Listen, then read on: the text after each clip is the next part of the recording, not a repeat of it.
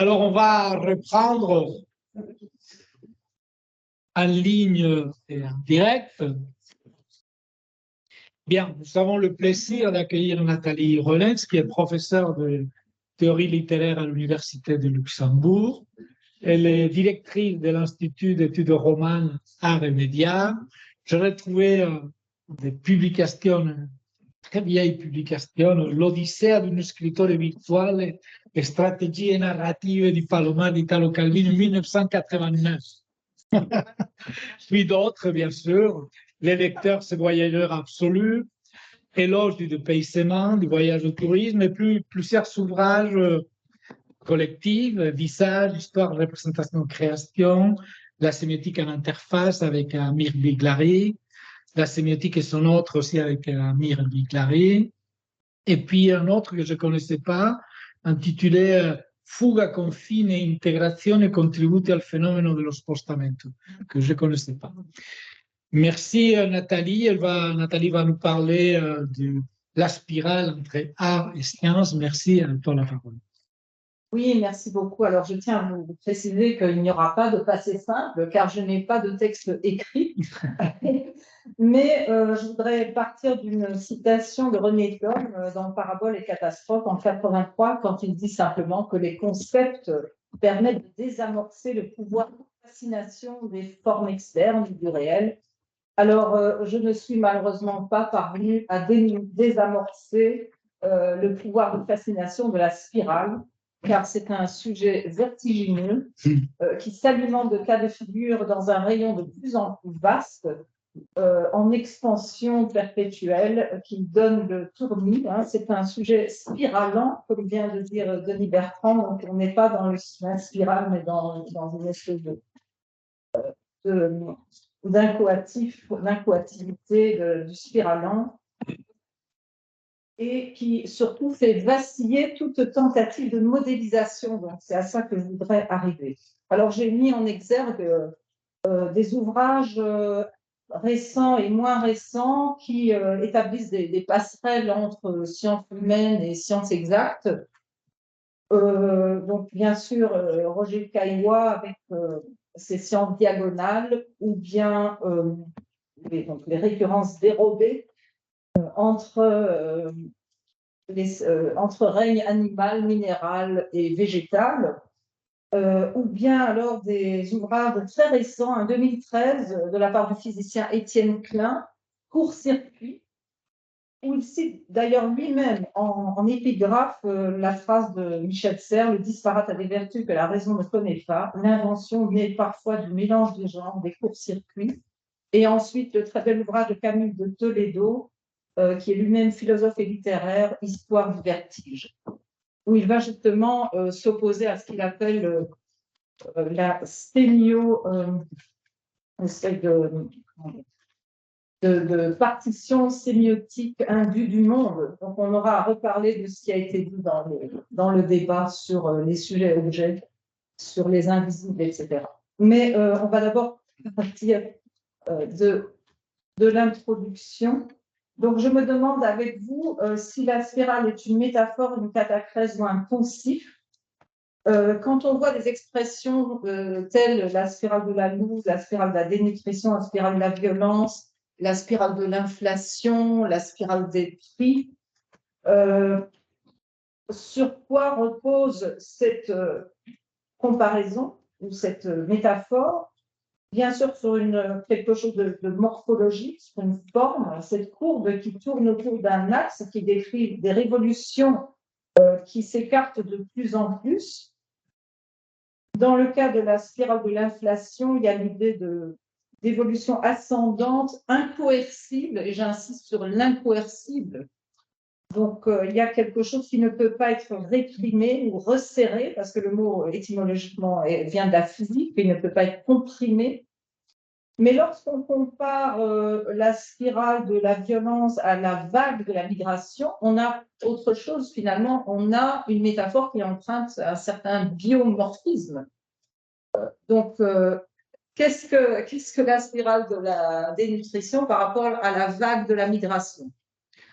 On voit que la vague de la Méditerranée est une catacrèse car elle peut être ressuscitée. Hein, l'usage littéral peut être ressuscité. Par exemple, dans cette caricature, Wave of Migration, qui fait appel bien sûr à cette morphologie là aussi de la grande vague de Octudai.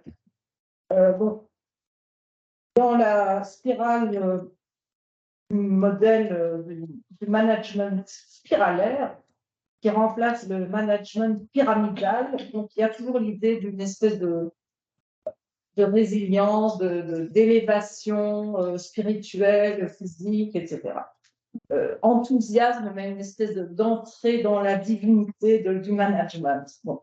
Donc, je me demande quels sont les traits qui permettent ce genre de métaphore. Alors, quel est le terme de comparaison? On l'a vu, l'idée de l'évolution, de l'involution, de la circularité. Et dans le cas de la vague, ce serait plutôt l'idée de submersion, d'imprévisibilité. Et quand on dit une vague scélérate, on revient à une personnification. Donc, on est dans quelque chose encore d'au-delà de la métaphore. Et c'est ce qui va nous préoccuper aussi dans les expressions comme disposition en spirale du plan de Paris. D'ailleurs, je reprends ce que disait Massimo, que la topologie est importante. Vous savez que le plan de Paris en spirale est né sous Napoléon III par le maire du XIIIe qui ne souhaitait pas qu'on lui accorde le terme le XIIIe parce que se marier à la mairie du XIIIe, ça voulait dire vivre en concubinage. Donc c'est le maire de Passy qui a exigé que ne lui revienne pas le 13e arrondissement. Et c'est lui qui a imposé alors l'ordre en spirale.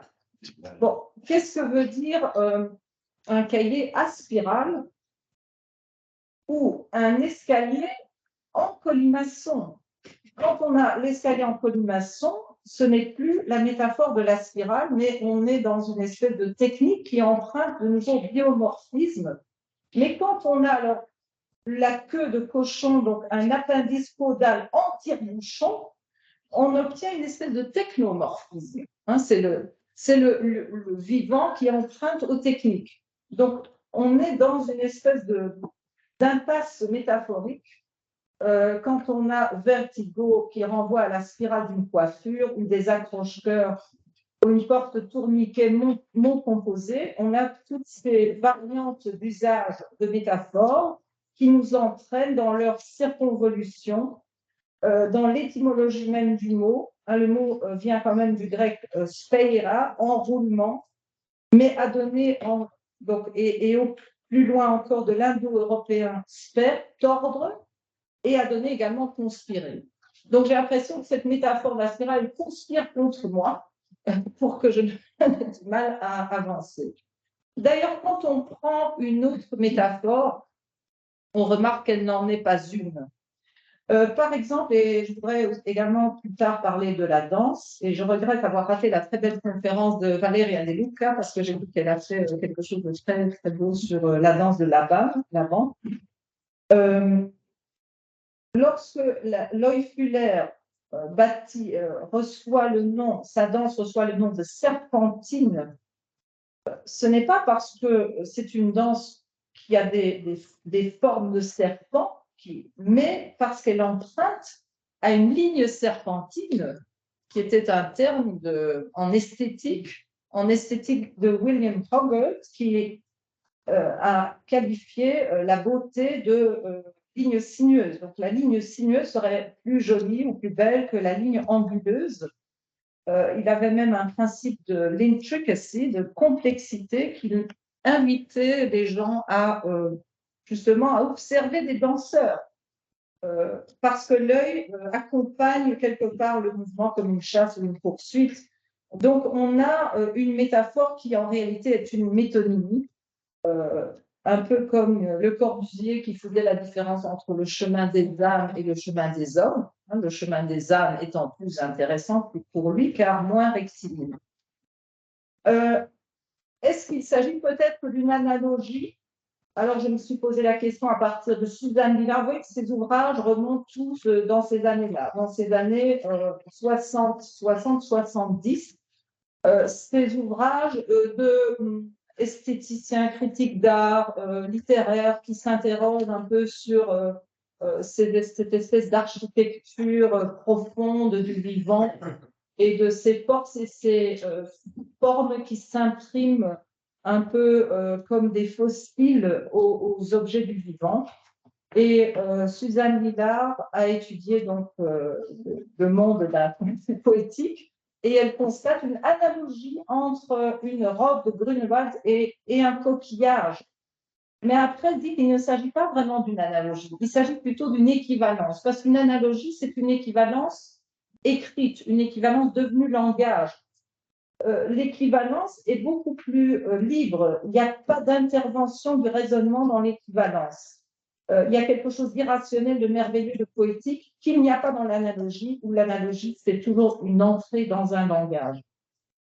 Chez Caillois, il y a bien sûr dans son travail sur les pierres le stigmate d'une torsion de l'univers, d'un mouvement archaïque, d'un espèce de vertige primitif, d'un tumulte ou d'une fête dont ensuite l'objet a été banni, son mode d'existence a banni cette fête initiale, mais dont il garde le stigmate, donc on aurait quelque chose d'indiciaire de l'ordre d'un traçage, d'une relique ou d'un fossile. Et chez René Huyghe, il y a cette phrase intéressante à droite où il dit que même lorsque l'art immobilise la forme, les impulsions qu'il a créées s'y destinent. Et que l'ordre serait justement un phénomène qui résulte de la pénurie des possibles. Donc, ça veut dire que le désordre va de pair avec le possible et l'ordre avec une pénurie de possibles. Et donc, le vivant est justement dans la catégorie du possible et du désordre. Alors, ça ne nous mène pas vraiment plus loin parce qu'on vient de voir que la spirale n'est ni une métaphore ni une métonymie.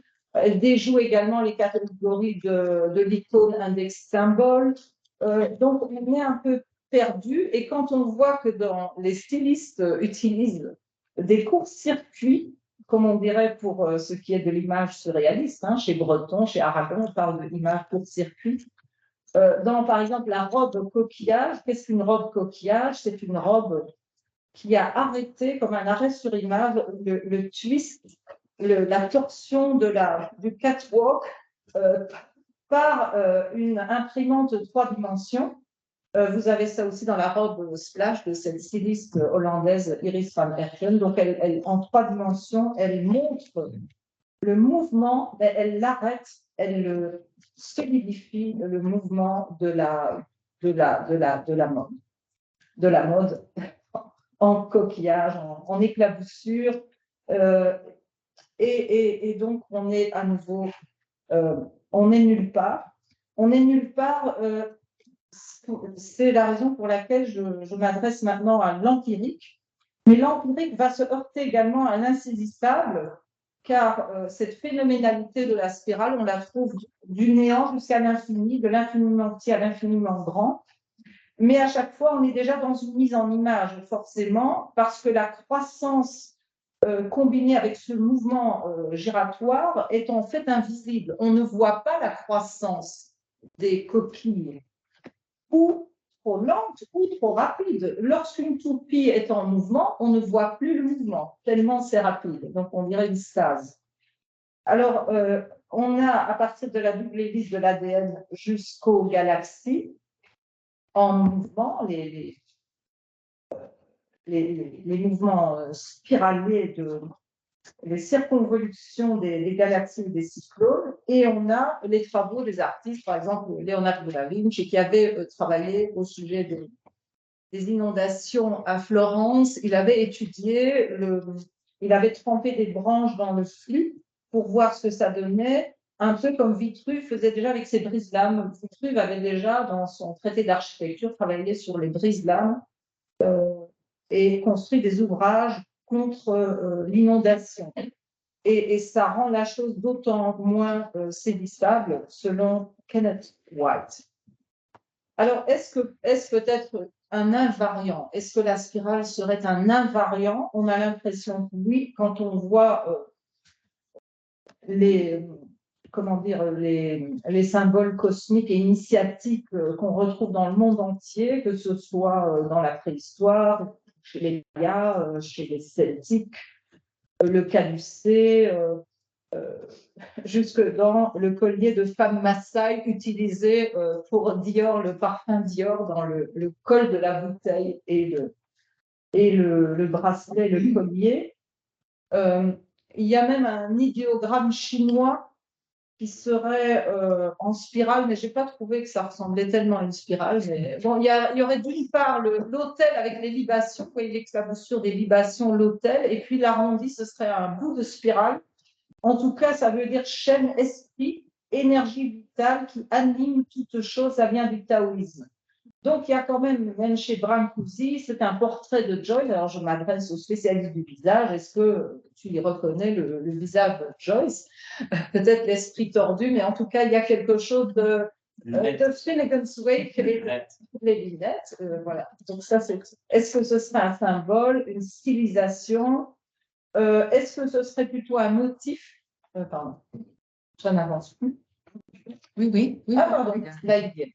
Un motif architectural, un motif qu'on retrouve alors sous forme de spirale à 3 dimensions, à l'hélice, entonnoir, un cône descendant ou ascendant chez Dante, un motif spiralé vers le haut ascendant pour la grande mosquée, pour la tour de Babel, ou encore la double hélice dans le château de Chambord, bien sûr, ou Frank Lloyd Wright Guggenheim, le musée Guggenheim, le motif de l'hélice. Alors, oui, il ne réagit pas. À mon avis, ça dépend de où tu places. L'orientation. Oui, vas-y. Non, il ne veut plus avoir. Non, c'est il faut se Magnifique, merci. Alors, on retrouve des spirales dans la colonne ionique. On est toujours dans la catégorie du motif.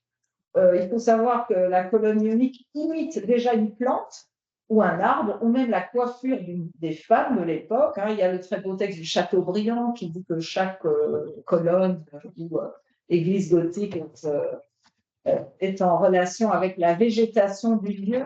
Vous connaissez ce très beau texte dans Génie du christianisme. Ou bien on peut avoir des volutes synecdochiques. Par exemple, dans le Man Ray, il y a une petite volute à droite qui indique le violon et les danseuses qui dansent sur la musique parce qu'elles sont sur les cordes du violon. On a la volute sénestrogire, donc qui tourne vers la gauche et qui indique l'appétit dévorant et la vanité et l'enflure du personnage du roi avec sa gibouille, sa fameuse gibouille. Mais serait-ce plutôt une motion, une émotion? Alors, on a bien sûr Paolo et Francesca, la bufera infernale, on a la strangulation dans le Laocoon. Et bien sûr, selon George D. Huberman, on a quelque part une matrice immanente d'analogie qu'on retrouve chez Victor Hugo, où il représente une vague comme sa destinée, et où il y a une corrélation entre tourment et tourmente. Turba en latin, émotion de la psyché, et turbatio, motion de la physis, entre anima et animation. Et donc, il n'y aurait pas de différence ontologique entre les spasmes de la mer, les draperies et les replis de l'âme hypocondriaque, entre le climatique, l'humain, le destinal et le naturel. Une tourmente ne va jamais sans un tourment, disait Victor Hugo. Alors, est-ce qu'on a un autre phénomène, une catastrophe? C'est Didi Huberman qui cite René Thom, d'ailleurs, dans cet ouvrage-là, Ninfa Profunda. Il situe même Hugo dans une filiation qui va de la morphologie de Goethe à la morphogénétique de Darcy Thompson. Alors, vous allez me demander, Van Gogh, là-dedans, est-ce que c'est le trouble psychiatrique? Parce que ça a été peint à l'époque, il était dans l'asile de psychiatrie de Saint-Rémy de Provence. Est-ce que c'est le désarroi, le tumulte? Eh bien non, peut-être pas. Récemment, il y a un ouvrage qui est sorti pour indiquer que ça n'a rien à voir avec son problème psychiatrique, et c'est simplement inspiré des estampes japonaises de l'époque. Alors, est-ce que ce serait plutôt un pattern ou une trame? Alors, une trame, c'est un morphème visuel dans les mangas. C'était des feuilles, ce sont des feuilles adhésives qui donnent des effets qui permettent l'intensification de certaines scènes et qui se superposent à l'image et qui permettent d'économiser de l'encre et de gagner du temps pour le mangaka.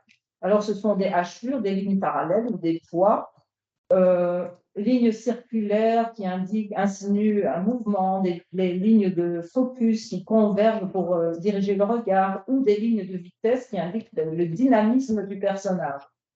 Alors, j'ai trouvé un manga intitulé Uzumaki, donc spirale, un manga d'horreur qui a pour thème l'obsession des spirales. Qu'est-ce qu'on remarque? On a des spirales femmes plastiques, comme diraient les groupes MU, mais aussi des spirales diégétiques.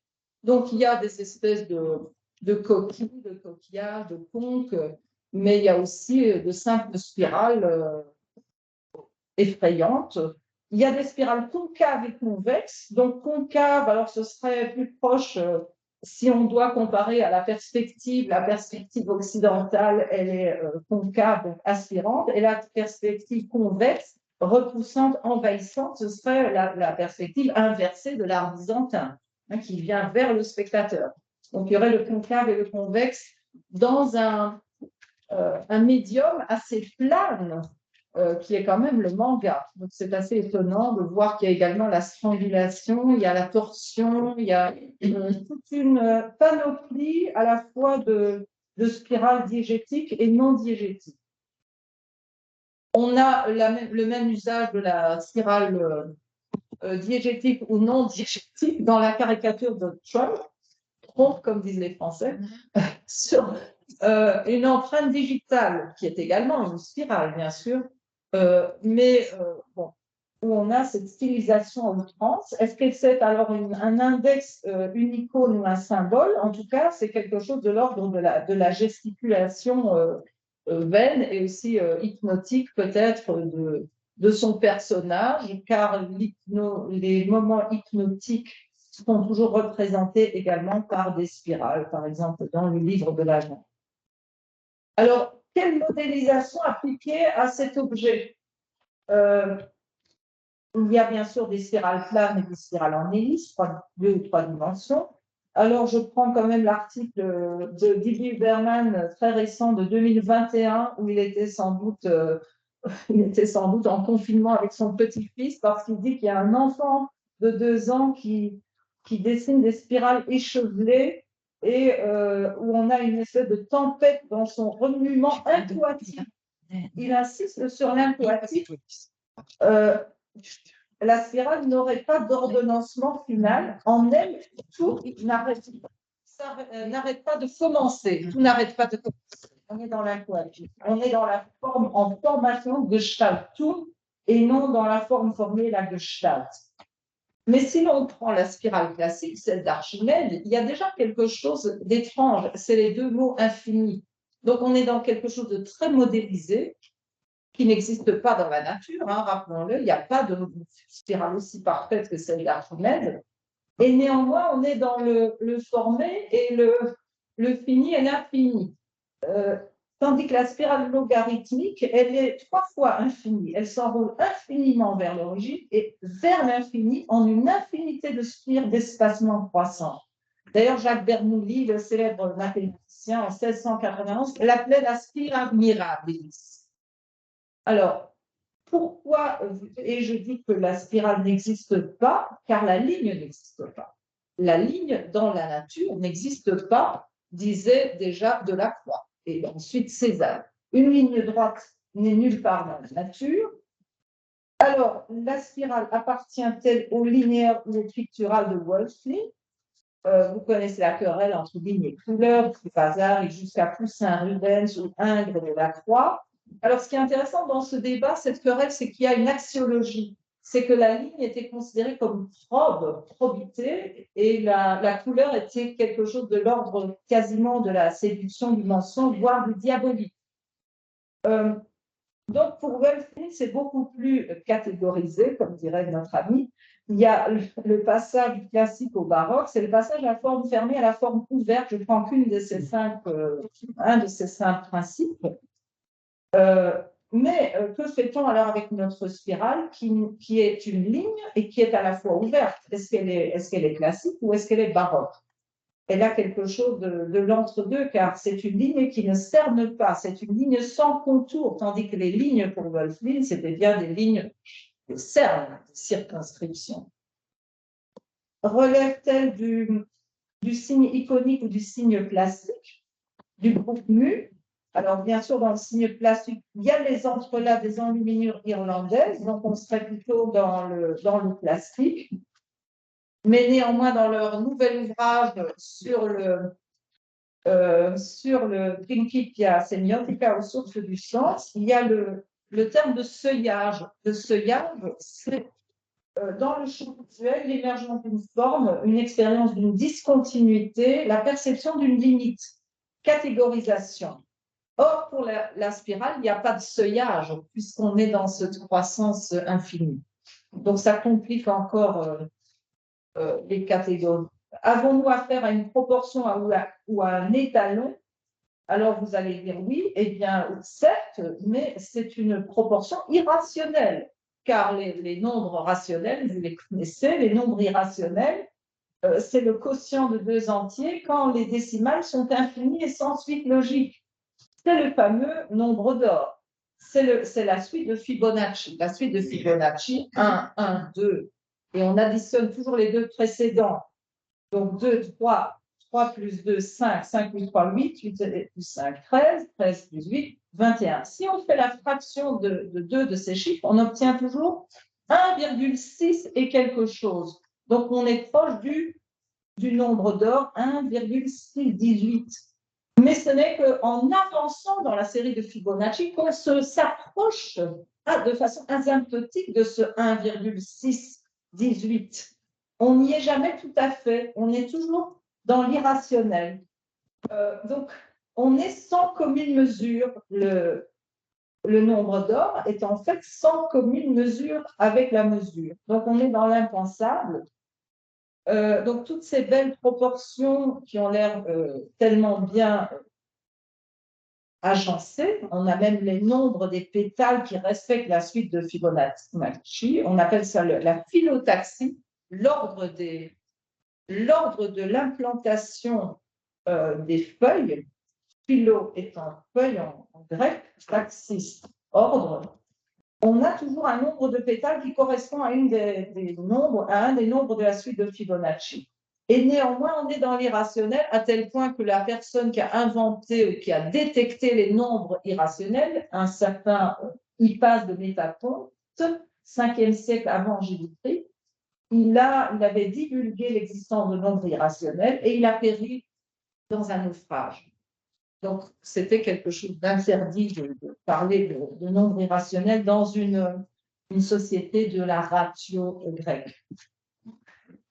Donc, comment fait-on, sachant que j'ai mis quelques exemples, mais qu'il y a aussi, par exemple, les cornes des cervidés, les rassemblements des pingouins, les vaugyres ou dextrogyres, les bactéries qui sont spiralées. Alors, les bactéries spiralées sont davantage pathogènes que les non spiralées parce qu'elles s'accrochent mieux dans le milieu muqueux. Elles ont une motilité particulière. Elles sont comme des tire-bouchons qui s'accrochent. Donc, je continue mon exploration. Est-ce une forme ou une force, un ordre ou un désordre? Alors, il y a des désordres qui deviennent désordres. C'est ce que remarque Edgar Morin dans son introduction à la pensée complexe. Quand on a une turbulence, ça peut devenir, la turbulence c'est du pur désordre, de l'informe, et ça peut devenir un tourbillon lorsque la turbulence heurte, par exemple, le pied d'un pont. Donc c'est quelque chose qui prend une forme, mais qui était de l'informe. Dans Hiroshige, on voit les turbulences qui deviennent des tourbillons. Alors, comment continuer dans cette exploration, cette tentative de modéliser un peu avortée? Serait-ce une catastrophe? Peut-être, mais je ne vois pas la bifurcation dans les catastrophes de René Thom. Il y a toujours un moment de bifurcation où la forme devient une autre forme. Or, dans le tableau des 7 formes possibles, je ne vois pas de place pour ma spirale. Après, il y a des catastrophes métaboliques. Par exemple, la vague qui déferle sur la plage. Mais là encore, on n'a pas vraiment, on a une vague et après la vague qui n'est plus une vague car elle est sur la plage, mais on n'a pas une spirale en croissance continue.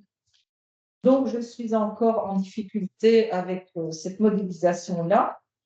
Devrions-nous nous tourner vers Paul Klee, peut-être, car Paul Klee, dans ses Pädagogischen Skizzenbuch, là, ses cours à la Bauhaus, il a tracé des spirales qui sont à la fois des captures et des libérations. Dans la même spirale, il y a une force concentrique et une force excentrique. C'est celle qui est dessinée, que vous voyez, qui s'intitule d'ailleurs chaotique et cosmique. Konzentrische Kraft und exzentrische Kraft qui est influencée par des Ursachen, des causes différentes et qui donnent une Wirkung différente, des effets différents. Et vous voyez que si vous suivez la ligne, on est d'abord dans la concentration, la force concentrique, et puis on s'en échappe, donc on est dans la capture et la libération dans un même dessin. On serait plus proche des clotoïdes. Hein. Cloto, c'est la moire qui coupe le fil du dessin, hein, la muse du filage. Cette espèce de spirale qui va dans les deux sens à la fois, ou qui s'ouvre et qui se referme.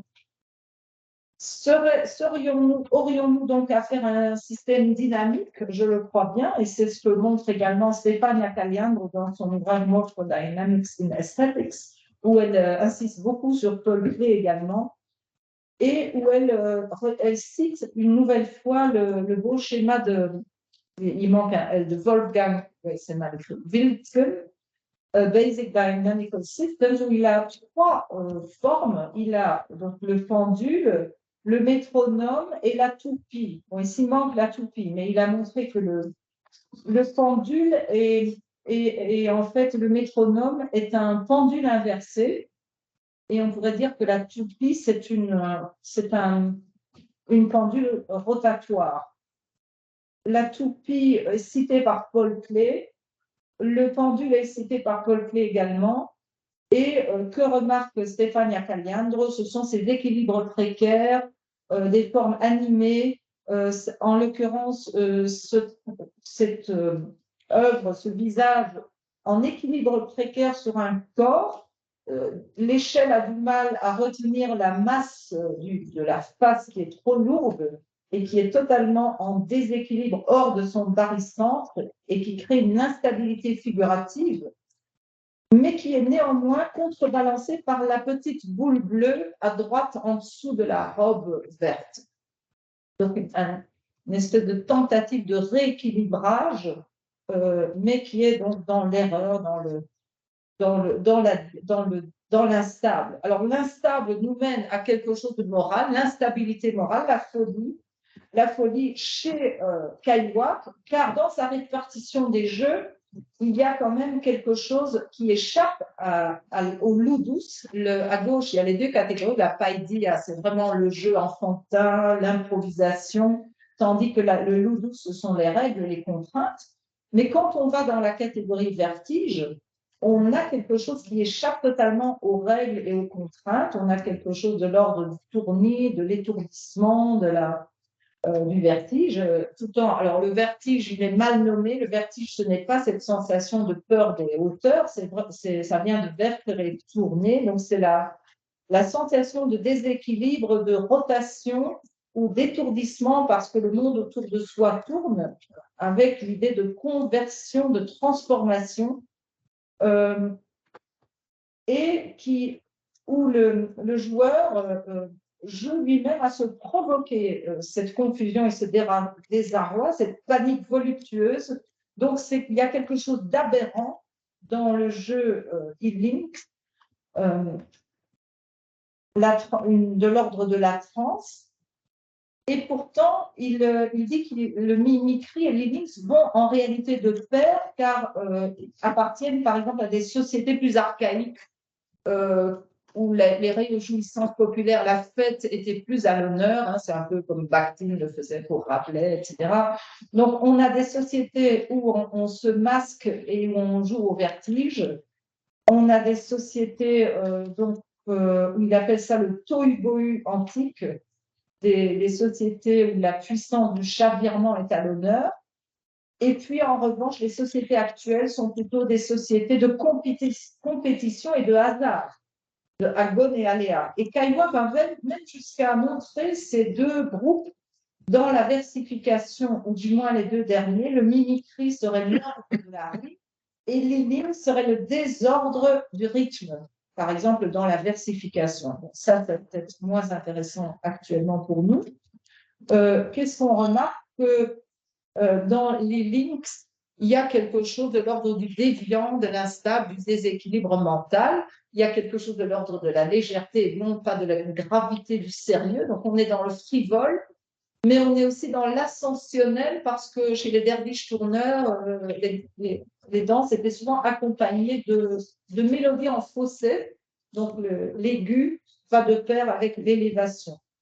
Bon, les voladores mexicains ont toujours fasciné Caillois. Alors, ce qui est étonnant, c'est la date 58 de cet ouvrage, qui est la même date que le film Vertigo, donc sur moi en français de Hitchcock, où on a quand même un vertige qui concerne à la fois l'intrigue, le personnage, des attributs comme la chevelure de Carlotte à Madeleine, le montage, le cadrage et les effets d'optique.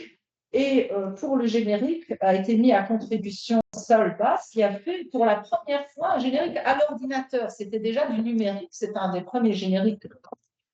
Et on voit que cette forme a une influence optique, donne le vertige, ce que montre également Marina Apollogne dans l'exposition Vertigo de Vienne. Alors, on pourrait. Oui, donc on a encore. Alors, oui, très bien. Alors, donc, à partir de cette impossibilité de modéliser, doit-on en conclure que la spirale est indomptable, ou du moins que la science est désavouée par la vie?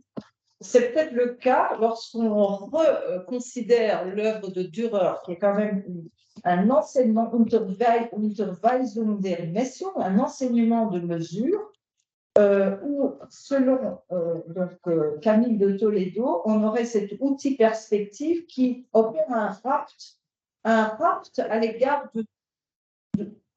duquel tout devient objet. Donc, on voit qu'à gauche, la femme est reléguée du côté des objets. D'ailleurs, on pourrait quasiment dire que le point de vue de l'homme à droite du géomètre, c'est le point de vue de celui qui regarde l'origine du monde de Courbet, le vortex du corps féminin.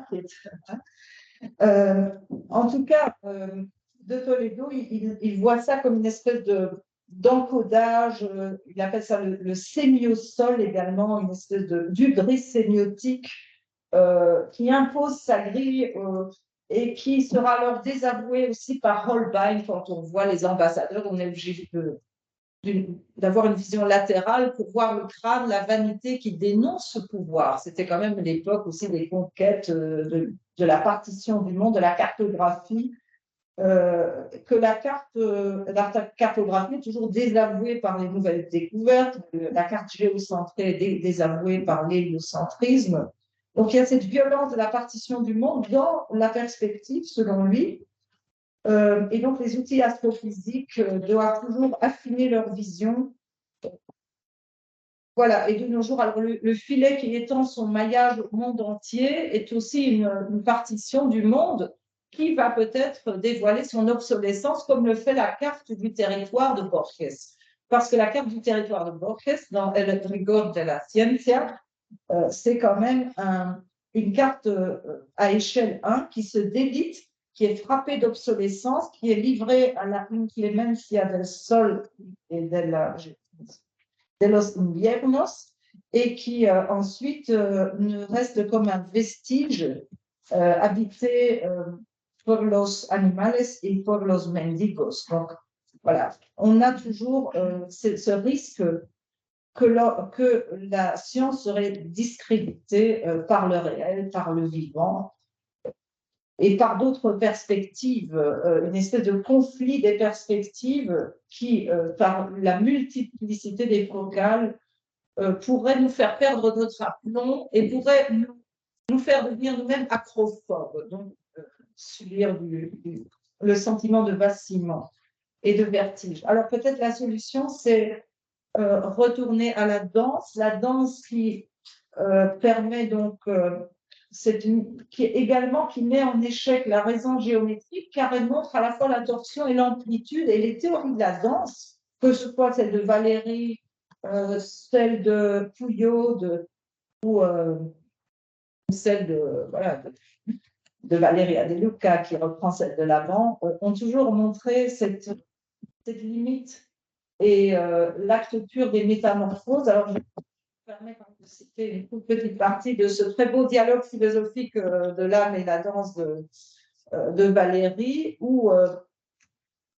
c'est un dialogue entre Socrate, Phèdre et Éric Simak, comme un dialogue platonicien où Socrate dit « Un œil froid la regarderait aisément comme une démente ». Il y a toujours cette déviation potentielle de quelqu'un qui bouge. Cette femme bizarrement déracinée qui s'arrache incessamment de sa propre forme, tandis que ses membres devenus fous semblent se disputer la terre et les airs. Sa tête se renverse, traînant sur le sol, sa chevelure déliée.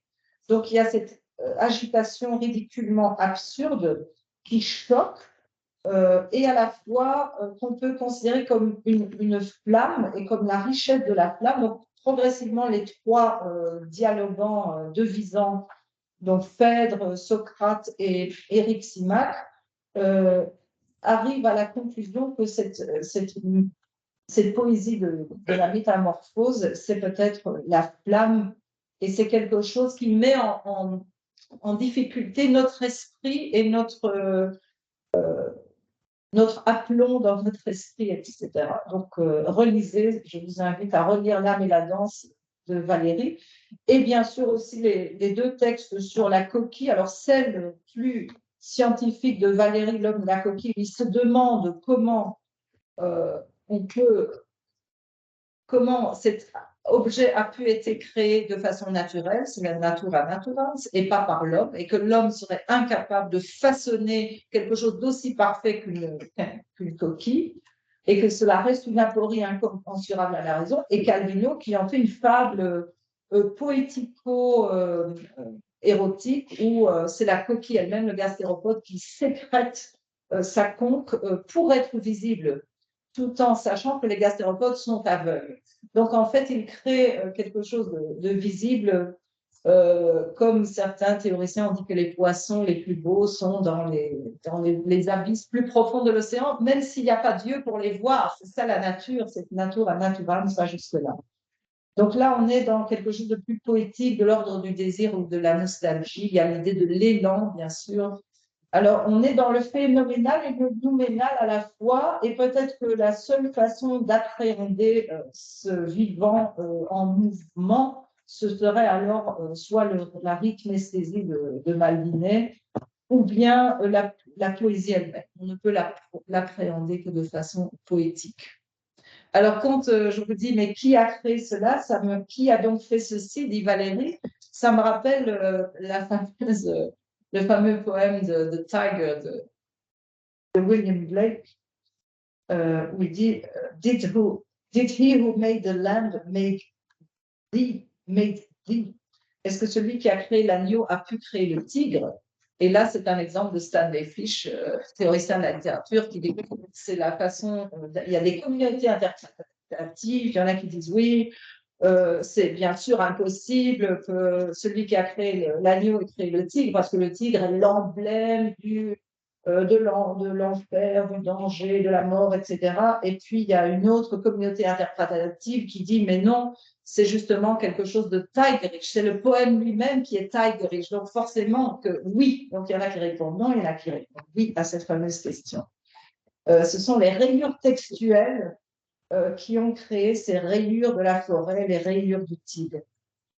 Donc, tout ça ne nous donne pas de solution. Alors, peut-être que justement, les théories de la danse et ce mouvement qui est à la fois de l'ordre de l'amplitude et de la rotation et qui rappelle à la fois l'hystérie de Charcot et le spiritisme, et qui nous mène jusqu'à la danse contemporaine de Martha Graham, Contraction Release, par le biais d'Isadora Duncan à partir de Loïc Fuller. Loïc Fuller qui ne voulait pas qu'on la catégorise dans des fleurs ou des formes, qui disait justement qu'elle était du non figuratif. Donc on a eu tort de vouloir figurativiser le mouvement.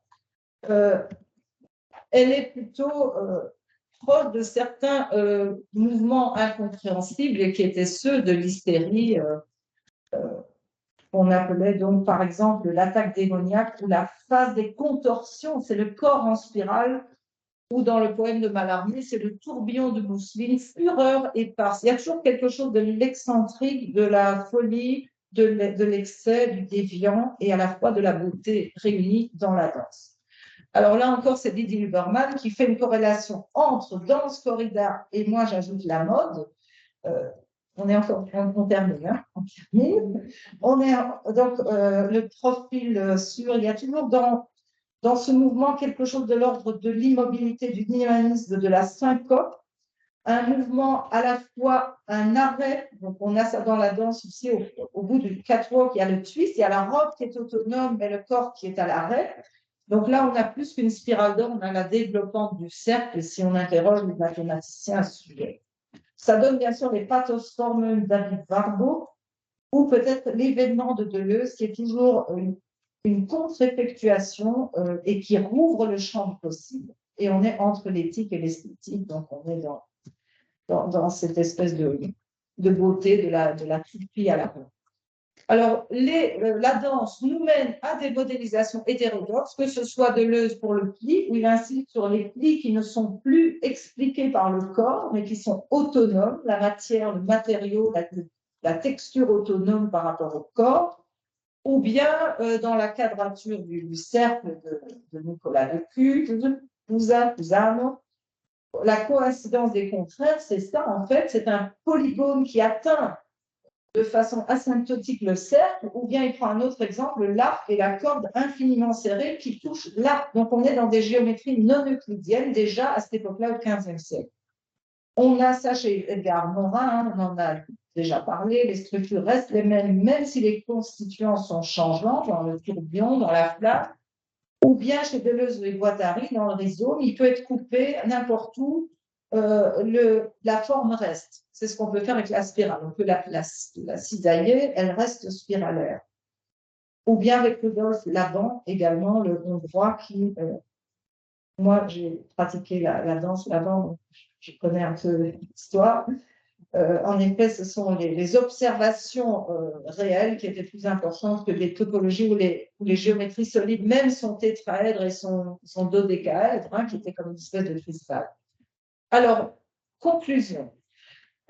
J'ai ajouté au lieu de science et art, c'est devenu science, esperluette, art. C'est un entre-là, je crois qu'on doit concevoir entre science et art, entre le comme ça de la science et le comme si de l'art. Donc l'empirique va reprendre ses droits, on doit réarriver les modèles à la vie par le biais de Hans Bellinger, qui était un juriste qui montrait que dans le droit, il y a toujours une fictionnalité. Le droit est imprégné de fictionnalité, il y a toujours du comme si dans le droit. Et il prend l'exemple de mathématiques, une ligne courbe doit être pensée comme si elle consistait en un nombre infini de lignes droites, infiniment petites. Ou bien on doit se tourner vers la métaphore absolue de Hans Gundert, je crois que c'est le plus intéressant, de dire que la spirale est une métaphore absolue. Qu'est-ce qu'une métaphore absolue? C'est une métaphore qui résume l'inconceptualisable, qui n'est pas traduisible en concept, qui est dans la Unbegrifflichkeit, et qui est à la fois un mythe concentré. Et il prend l'exemple du mythe de Platon, la caverne. La caverne a été mal comprise, par exemple, par Heidegger. Heidegger a utilisé la caverne pour dire oui, on sort de l'occultation, on est dans la révélation, dans la clairière de l'être, dans la désoccultation, dévoilement à l'éther.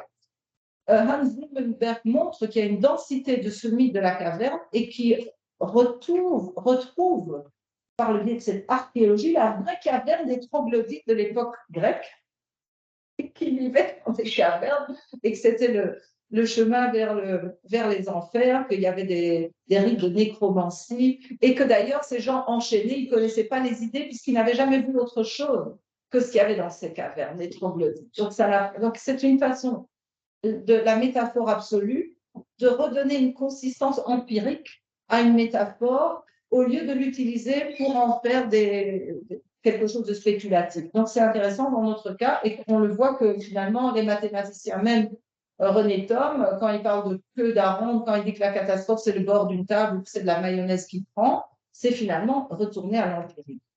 Et c'est ce retour à l'empirique qui permet de peut-être des usages engagés. C'est parce que cette spirale folle, aberrante et déviante échappe à toute modélisation qu'elle est propice à servir des causes poétiques, écologiques ou politiques. C'est ce vivant et l'irrationnel qui reprend le dessus dans cette figure métastable. Et on peut avoir des choses comme fait notre ami Michelangelo Pistoletto, il fait des espèces de lemniscates, des esperluettes vivantes, ou bien Eric Orsena qui combat contre le ralentissement des gyres dans le Gulf Stream, c'est très important parce qu'il n'y a plus, avec la fonte des fjords, etc., on aura de l'eau froide qui va ralentir l'eau chaude qui est nécessaire pour faire circuler le krill et le plancton. Ou bien on a ce dernier exemple qui sera alors plus politique, l'usage de la spirale dans une installation, une performance qui a la forme de l'ADN. Donc il est lui-même polonais, il s'installe à Palerme qui a le problème des migrations. Et donc il montre que l'ADN, en fait, c'est tout le monde partage le même ADN, la même spirale organique. Et en outre, il a dans son installation kinétique, il y a un travail sur les lamelles 24, comme les photogrammes au cinéma, peu importe. Mais il y a aussi l'idée du contrôle, que quand on passe dans un tourniquet, c'est en fait une masse qui devient un individu. Donc, c'est la masse du migrant qui est filtrée, contrôlée dans ce dispositif. Donc, c'est un double dispositif. D'abord, on doit entrer dans le premier tourniquet et après, à chaque personne qui entre, il y a une bille qui tombe sur le second dispositif. Donc, on a le comptage qui renvoie aux Jeux sans frontières de façon allégorique et ironique, bien sûr, parce que les Jeux sans frontières, vous avez peut-être vu dans votre enfance, en tout cas moi, c'était un jeu utopique où tout l'Europe participait à un jeu très stupide avec du savon noir, etc. Mais les Jeux sans frontières sont maintenant à Palerme avec l'émigration et donc, je dirais, impliquons-nous, désimpliquons, comme disait Fabry, et vive la métaphore, pour paraphraser Ricoeur à l'envers. Voilà, merci.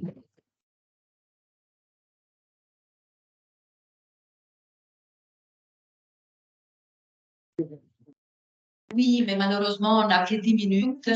Merci, Nathalie. À 5h moins 5, il faut partir. Moi, je vais te poser une question très rapidement.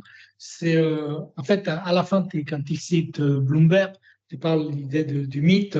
Je me demandais s'il n'y a pas dans cette figure quelque chose, justement, tu t'as montré très bien son ambiguïté. En fait, c'est peut-être pas son ambiguïté, mais sa complexité. Et de ce point de vue-là, ça ne serait pas vraiment une figure mythique dans ce sens-là. Ah oui, que la spirale elle-même devient une figure mythique. Mythique parce qu'elle est capable d'être en même temps repoussante, parce que c'est le désordre, l'agitation, mais en même temps elle est excitante, et à plusieurs reprises. La quantité de complexité dont tu as montré, c'est. Oui, mais justement, le passage par la métaphore absolue nous permet de retrouver l'empirique et la richesse empirique de cette spirale, parce que sinon, elle pourrait devenir un emblème, tout simplement, ou une espèce de symbole. Et le fait de dire, attention, si elle est métaphore absolue, on retrouve la richesse aussi de son étymologie, l'aspire, respirer, conspirer, etc. On retrouve aussi l'ampleur et l'amplitude de ses usages et sa complexité, en effet, oui, c'était un peu une pirouette pour garder la métaphore, mais pas la métaphore simpliste, mais une métaphore plus vaste. Mais je suis tout à fait d'accord avec toi, donc je n'en ai pas encore terminé avec la spirale. Et ça reste peut-être un invariant, parce qu'elle est dans l'organisme et elle est dans les représentations, elle est dans toutes les sociétés. C'est ça qui est étrange, elle est dans toutes les cultures, oui. Et c'est pas... Oh, pardon. Et Rossana, c'était. Non, vas-y, vas-y. Non, c'est juste pour dire que il y a un grand problème majeur en fait de la physique contemporaine, c'est de concilier la théorie de la relativité avec la théorie physique quantique, dont les formalismes mathématiques ne sont pas conciliables. Et donc, on recourt à deux typologies, deux topologies, pardon. Une topologie qui a été très à la mode, la théorie des cordes, mais de plus en plus remplacée par une théorie de la physique quantique en boucle, qui est en fait la théorie physique et la topologie, disons l'imagination topologique physique, qui paraît permettre et cette conciliation. Donc, ça, c'est vraiment au tout fond du fonctionnement de l'univers. Et le vide, et ce qu'on appelle le vide quantique, qui n'est pas vain, qui est quand même riche, parce qu'il est potentiel. Donc, il y a toujours cette idée de potentialité qui n'est pas encore réalisée. Et ça, d'ailleurs, les grands spécialistes de cette théorie sont en France. Oui, c'est ce vide initial hein, que Calvino. Le vide de verre, on appelle. Ah, ok, merci. Voilà. Je vais donner la parole à Rossana et à Denis, mais simplement pour suivre 2 secondes ce que tu viens de dire sur la virtualité. Et moi, je t'écoutais tester les différentes possibles conceptions, définitions, et je me disais, elle va peut-être terminer avec le diagramme. Mais non. Il y avait le diagramme dans le traçage. Il y avait un diagramme, je me posais la question. Dans la ligne serpentine, je dis c'est pas un diagramme. Mais comme je Parce que justement, je réfléchis peut-être que c'est tout simplement comme les livres qu'on a présentés. Oui, l'épistémocritique, Laurence Gaïda est quand même une des représentantes de l'épistémocritique. Oui, et de l'idée que comme la spirale, les diagrammes fonctionnent d'une manière à pouvoir être un instrument de créativité transversale entre les sciences, la littérature, etc. Bon, je m'arrête pour donner la parole à Rossana. Merci beaucoup pour et ça va un peu dans le... Finalement, je suis contente que Simone ait posé la question, elle parlait avant, parce que moi, en vous écoutant, je me disais, est-ce que la spirale, finalement, n'a pas quelque chose d'utopie dans quel sens? On a retrouvé... ce qui m'a fait penser à ça, c'était quand vous montrez en fait les immeubles de la danse, donc ce mouvement, j'ai pensé à l'enlèvement de Proserpine de Berni. Sur Regarde, c'est un figement de mouvement qui suit le sens de la spirale. Et donc, je me dis, est-ce que la spirale, finalement, c'est pas ce désir, cette utopie de figer en mouvement? Et je banalise tout de suite ma question parce que j'ai pensé aussi à la marque d'aspirateur Vortex, qui en fait vendent dans cette utopie de la perfection, du design, de la performance et de la praticité, c'est-à-dire un modèle, un mouvement, un idéal. Voilà. C'est Dyson, c'est Dyson. C'est Vortex. Ah, Vortex. Vortex. Dyson aussi. Le symbole est le vortex. Oui, c'est ce que fait la mode, hein, la styliste qui fige le mouvement, hein, c'est quand même assez audacieux. Mais vous avez tout à fait raison. Et d'ailleurs, pour l'attrape-mouche, hein, qui autrefois c'était la spirale, maintenant ils la font en forme stylisée de spirale, comme pour faire croire qu'ils auront plus d'efficacité. Donc il y a en effet quelque chose d'utopie dans l'efficacité vendue par quelque chose qui aurait comme un maelstrom, hein, le vortex, comme vous dites, dans les dessins. Exactement. Et ça, je l'ai montré dans les trames, voilà, les spirales, l'étourdissement. Merci pour comment on français la forme des cheveux en spirale pour les enfants depuis la naissance? Torsade, on appelle torsade? Je sais pas, c'est... Non, c'est vraiment une spirale avec laquelle on est. Les filles, mais il y a les phylactères chez les jeunes aussi, hein, qui font aussi des spirales pour tenir la Torah. Alors, Denis, s'il te plaît. C'est-à-dire sur le rapport entre la spirale et le tempo. C'est-à-dire les phénomènes de l'accélération et du ralentissement dans les spires elles-mêmes. C'est un peu la base de la descente dans le maelstrom des capos, où c'est vraiment les phénomènes de ralentissement, le réglage de la vitesse, le réglage du tempo. Je pense aussi à l'impact que ça pourrait avoir sur la théorie, sur le principe des passions, sur la question du simulacre.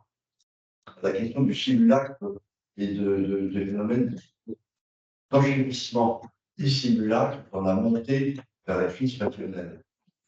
Je pense au micro-sucre, par exemple, un micro-truc qui devient petit à petit, en passant et en repassant, qui occupe le fantasme de la ruine totale, ne peut que soit dans notre truc. Donc il y a un phénomène dessus, je pense que c'est intéressant de poser à la fois la question du tempo et la question du rapport avec le rationnel. Oui, mais alors la réponse serait peut-être dans le danseur des solitudes de Didier Bergman, où il parle aussi de ces postures grotesques un peu. Donc il y a ces arrêts, le torero, il y a toujours un moment où il doit rematar, il doit s'arrêter, et dans une posture un peu grotesque, donc simulacre, et à la fois ça permet une relance de quelque chose d'encore plus actif, et dans la danse aussi, il y a ça. Et il y a chez Calvino et chez Valérie, à quel moment elle va s'arrêter? Donc, à quel moment ce coquillage a décidé, maintenant c'est bon, j'ai terminé mon tempo, mais pour le rythme, et c'est Malvinet, c'est le très beau texte de Malvinet sur ses dames, sur Coquelet, sur Regard-Parole, où il parle du rythme. Parce qu'on est vraiment dans le rythmos, comme disait, j'ai bien aimé le PowerPoint de Valérie De Luca, où orexie, c'est la danse, mais oretmos, c'est la danse en déroulement. Donc, toujours ce rythmos qui n'est pas le rythme. À propos de ce que disait Denis sur la descente dans le maelstrom, justement, je voulais te dire que tu as fait évidemment un inventaire exhaustif de toutes les manières dont on vient. Non, pas du tout. Mais tu as oublié les trous noirs. Parce que les trous noirs s'inspirent justement de la descente dans le maelstrom.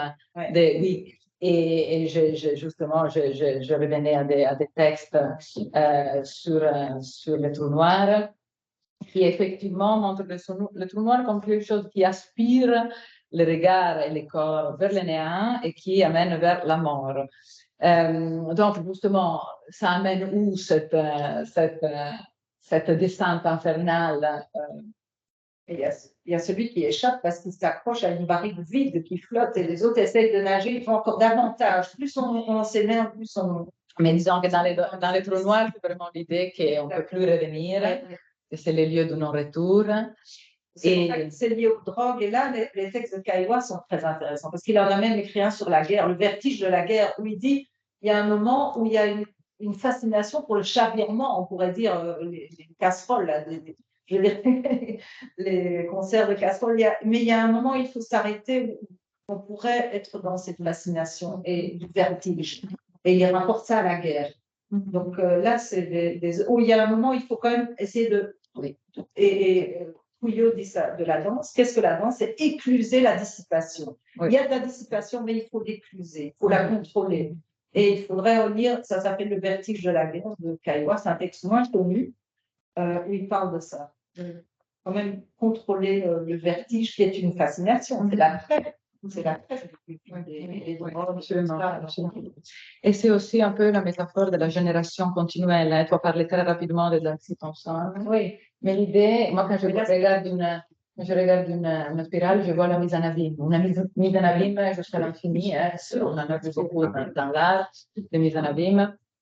Et justement, d'un côté la mort, d'un côté l'infini. Mais chez Darcy Thompson, il est remis à la technique, c'est intéressant. Un peu comme Simondon, après, qu'il y a un rapport entre la technique et l'organique, simplement du biologie. Vas-y, oui. D'ailleurs, je pensais, vous avez parlé de vertigo. Oui, là-dedans, je pensais justement à cette idée de technique et organique, de motion et émotion, un peu c'est que là-bas, en fait, on a un mouvement de caméra qui s'embarque, de travelling en arrière avec zoom en avant, et c'était l'idée de trouver un équivalent émotionnel d'une motion. Et donc, comment restituer au spectateur l'équivalent émotionnel vertige à travers un mouvement de caméra qui reste inédit, parce que on le voit la première fois. Et après, ça devient comme un figement de l'effet vertige. Et c'est intéressant parce que là, on fige un mouvement qu'on sait construire. Voilà. Et le vertige existentiel du personnage, Voilà. il est confronté à ces deux femmes qui n'en sont qu'une, en fait. Ouais, ça, Merci. Il y a un Je petit vous roman remercie. italien que je te conseille, c'est L'Avvocata delle Vertigini, et on a traduit en français comme La Bienheureuse des Vertiges, sur une sainte qui protège des vertiges. On doit quitter la salle. On vous remercie énormément, toutes et tous, notamment Nathalie et Massimo. Merci beaucoup.